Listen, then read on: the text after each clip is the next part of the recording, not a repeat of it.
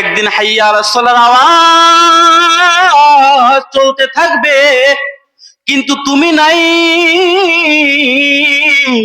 মাইকের মধ্যে এলান হতে থাকবে, মাতা ফুলান অমুক তো দুনিয়ার জমিনে নাই, আব্দুল জব্বার নাই, আব্দুল গফফার নাই, আব্দুর রহিম নেই, জাহাঙ্গীর নাই। এভাবে নামগুলা ঘোষণা হতে থাকবে, কিন্তু দুনিয়ার জমিনে তুমি নাই। তুমি বলছিলা কালকে নামাজ পড়বো, পরশু নামাজ পড়বো, তরশু নামাজ পড়বো, সেদিন তোমার নামাজ পড়ার শক্তি থাকবে না। চুনাচে হায়াত পৃথিবীর সব থেকে মূল্যবান জিনিস। টাকা আছে, পয়সা আছে, বাড়ি আছে, গাড়ি আছে, নারী আছে, সব কিছু আছে, কিন্তু হায়াত নাই। তো এই ব্যক্তিকে আর মানুষ বলবে না, বলবে লাশ। লাশ শব্দের অর্থ কি? বলে লাশাই, কোনো কিছুই নাই। আরে ভাই, আগে তুমি যারা মানুষ বললা, বললা সলিমউদ্দিন কলিমউদ্দিন বললা, অমুক সাহেব তমুক সাহেব বলবা, হাজী সাহেব বললা, নেতা সাহেব বললা, কত কিছু বললা। এখন তার চোখ কান নাক মুখ সবকিছুই আছে, কিন্তু এখন আর হাজী সাহেব বলা হয় না, এখন শুধু বলা হয় লাশ। লাশ মানে লাশাই, কিছুই নাই, কিছুই নাই। কেন কিছু নাই? তার তো চোখও আছে, নাকও আছে, মুখও আছে। আগে যা ছিল এখন তা আছে। সবকিছু থাকা সত্ত্বেও আগে তুমি হাজী সাহেব বলতা, এখন তুমি কেন তাকে হাজী সাহেব না বইলা লাশ বলো? বলে কি নাই? হায়াত নাই। বা হায়াতের দাম আছে না নাই? দোয়া করতে হবে বেশি বেশি আল্লাহর কাছে, হায়াত চাইতে হবে, নেক হায়াত চাইতে হবে, নেক সন্তান চাইতে হবে। চুনাচে আমি যে আয়াতে কারিমা তেলাওয়াত করেছি, সেই আয়াতে কারিমার মধ্যে আল্লাহ বলেন, সায়াযাক্কারু মান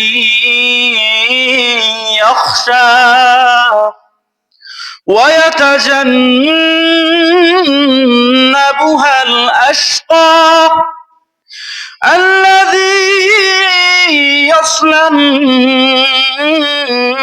النار الكبرى ثم لا يموت فيها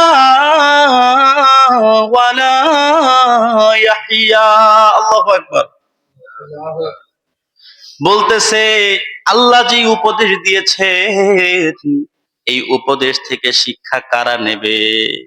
মাইয়াখশা, যারা আল্লাহকে ভয় করে, তারা আল্লাহর কথা থেকে, আল্লাহর এই দুনিয়ার জমিনের মধ্যে আল্লাহ যে শিক্ষা দেওয়ার জন্য অবস্থা সৃষ্টি করেছেন, সেই জায়গাগুলো থেকে আল্লাহ তাআলার যেই বান্দারা আল্লাহকে ভয় পায়, তারা শিক্ষা নেবে।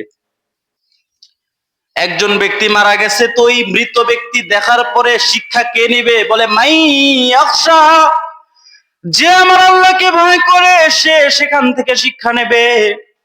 এরপরের আয়াতে আল্লাহ বলতেছে ওয়ায়াতাজান্নাবুহাল আশকা, আর যে কপাল পোড়া, সে সেখান থেকে শিক্ষা নেবে না। যে কপাল পোড়া, সে কবরের মধ্যে নামবে, নামার পরে লাশরে ধরবে, লাশরে গোসল করাবে, কিন্তু মনের মধ্যে তার ভয় সৃষ্টি হবে না। সে এই কথা চিন্তা করবে না, হায় আজকে আমার বাবা মারা গেছে, আজকে আমার মা মারা গেছে, কালকে আমিও মারা যাব, এই কথা সে চিন্তা করবে না। সে এইভাবে চিন্তা করবে না যে আমি শুয়ে আছি, আমার একজন গোসল করাইতেছে, আমারে সেই কবরের মধ্যে নামাইতেছে, আমি আর নাই, আমার টাকাও নাই, পয়সাও নাই, বাড়িও নাই, গাড়িও নাই, নারীও নাই, কিছুই নাই, আমার সন্তান আমারে কবরের মধ্যে নামাইয়া দিছে, আমাকে বাস তলার নিচে এক জায়গার মধ্যে, অন্ধকার জায়গার মধ্যে রাইখা, সেই কথা চিন্তা করবে না। সে কেউ বুড়া মানুষ মইরা গেছে গা, আরে আমি যুবক, আমি আরো অনেক দিন বাঁচবো, এই চিন্তা সে করবে। আল্লাহ বলতেছে সায়াযাক্কারু মান ইয়াখশা, যে আমার আল্লাহকে ভয় করে, সে সেখান থেকে শিক্ষা গ্রহণ করবে। আর যে আল্লাহকে ভয় করে না, সে সেখান থেকে কপাল পোড়ার মতো শিক্ষা গ্রহণ করবে না। এবার নিজের মনের দিকে তাকায়া বলেন, ও মন, দুনিয়ার জমিনে কেন আসলাম, কি করতেছি, কোথায় যাব, কি হবে, এই তিনটা প্রশ্ন করো। যে ব্যক্তি নিজের নিজে এই তিনটা প্রশ্ন করতে পারবে, কোথায় ছিলাম, কোথায় আসলাম, কোথায় যাব, কেন পাঠাইছে, কোথায় যেতে হবে, কি করতে হবে। আমার মালিক তো শুধু শুধু পাঠায় নাই, আমার আল্লাহ শুধু শুধু দুনিয়ার জমিনে পাঠায় নাই, পাঠাইছে এর একটা কারণ আছে। 80 বছর, 70 বছর, 90 বছর জীবন দিল। এই জীবনের মধ্যে যদি আল্লাহকে আল্লাহ বলে ডাক দিতে পারি, রব্বে কারীমের ডাকে সাড়া দিতে পারি, হাইয়া আলাস সালাহ বলার সময় যদি মসজিদের মধ্যে আসতে পারি, তো আল্লাহ সেই বান্দারে কবুল করবে।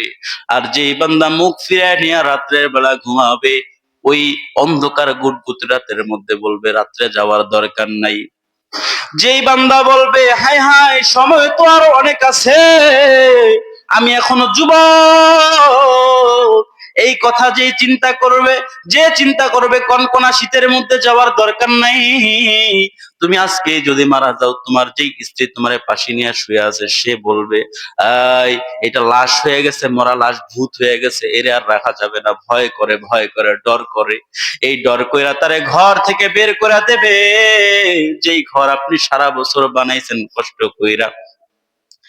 এরপরে লাশ নিয়ে কবরের মধ্যে একা রেখা দিয়া চলে আসবে। কেউ সাথী হবে না, বাতি হবে না, গাড়ি হবে না, বাড়ি হবে না, কম্বল থাকবে না, কনকনা শীতের মধ্যে ফালায় রেখা আসবে। যে শীতের ভয় আপনি ফজরের নামাজ পড়তে আসেন নাই, সেই শীত তো ধইরাই ফেললো। আপনার শরীরের মধ্যে কোনো কাপড় নাই, এইভাবেই ওই অন্ধকার কবরের মধ্যে রাইখা দিয়ে আসা হবে। আল্লাহ বলতেছে, এই বান্দা, তোমার সামনে বৃদ্ধ লোক মারা গেছে, যুবক মারা গেছে, নারী মারা গেছে, পুরুষ মারা গেছে, ছোট বাচ্চা মারা গেছে। শিক্ষা নাও, শিক্ষা নাও, শিক্ষা নাও। তবে যারা আমি আল্লাহকে ভয় করে তারাই শিক্ষা নিতে পারবে, আর আমি আল্লাহর যারা ভয় করে না তারা শিক্ষা নিতে পারবে। এই জন্য সাবধান, আল্লাহর ভয় অন্তরের মধ্যে ঢোকায়া নাও। যেই মুরব্বী গতকাল মারা গেছে, আমি যখন হাইয়া আলাস সালাহ বলতাম, হাইয়া আলাস সালাহর আগেই মসজিদে উপস্থিত হয়ে যাইতো। আজকে ফজরের সময় হাইয়া আলাস সালাহ বলছি, জোহরের সময় বলছি, মুরব্বী তো নাই। এভাবে একদিন হাইয়া আলাস সালাহর আওয়াজ চলতে থাকবে, কিন্তু তুমি নাই। মাইকের মধ্যে এলান হতে থাকবে, মাতা ফুলান অমুক তো দুনিয়ার জমিনে নাই, আব্দুল জব্বার নাই, আব্দুল গফফার নাই, আব্দুর রহিম নেই, জাহাঙ্গীর নাই। এভাবে নামগুলা ঘোষণা হতে থাকবে, কিন্তু দুনিয়ার জমিনে তুমি নাই। তুমি বলছিলা কালকে নামাজ পড়বো, পরশু নামাজ পড়বো, তরশু নামাজ পড়বো, সেদিন তোমার নামাজ পড়ার শক্তি থাকবে না। সে অন্ধকার কবরে রাখার পরে কোনো শক্তি কাজ করবে না। বুঝে সবাই কয় হুজুর যে ওয়াজ করে, এই ওয়াজ বেশি জানি আমরা, মানার সময় ঠন টনা ঠন ঠন। এই জন্য আল্লাহ বলতেছে, আল্লাযী ইয়াসলান নারুল কুবরা। এই বান্দা, তুমি শিক্ষা নেও নাই।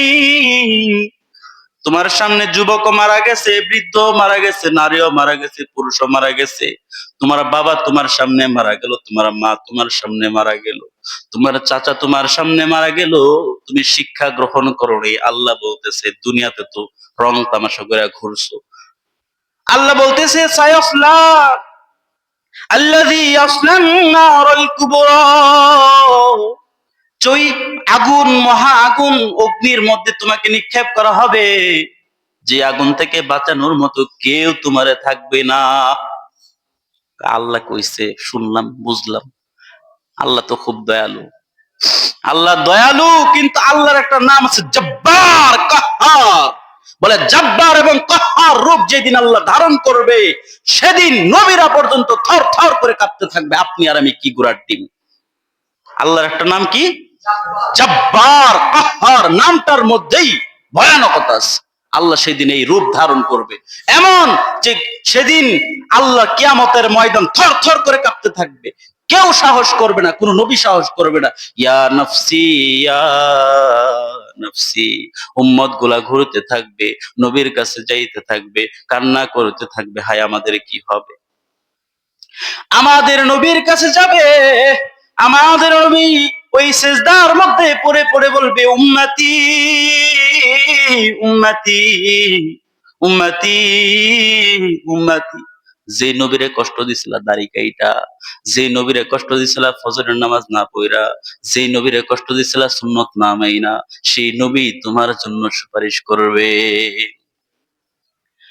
এই ভাইয়ারা বুঝতেছেন নি? বুঝেন? বুঝি তো মানি না, মানতে হবে।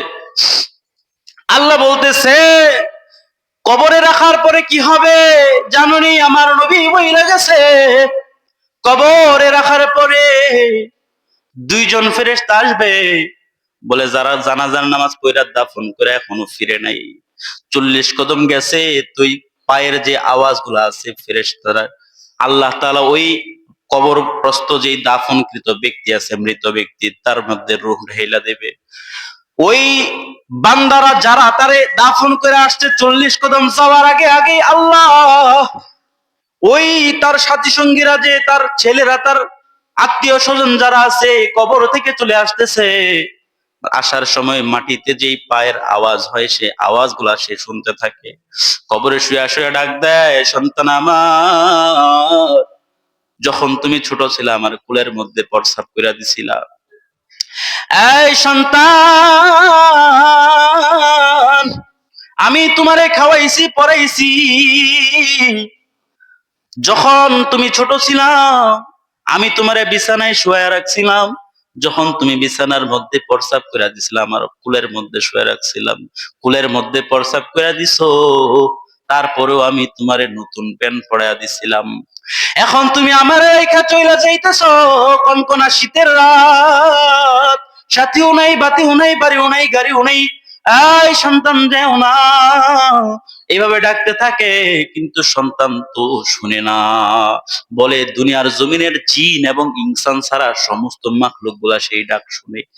ফেরেশতা আসে, আসার পরে তাকে উঠায় রূহ দেওয়া হয়, তাকে প্রশ্ন করে মান রব্বুকা, তোমার রবকে, মা দিনুকা, তোমার ধর্ম কি।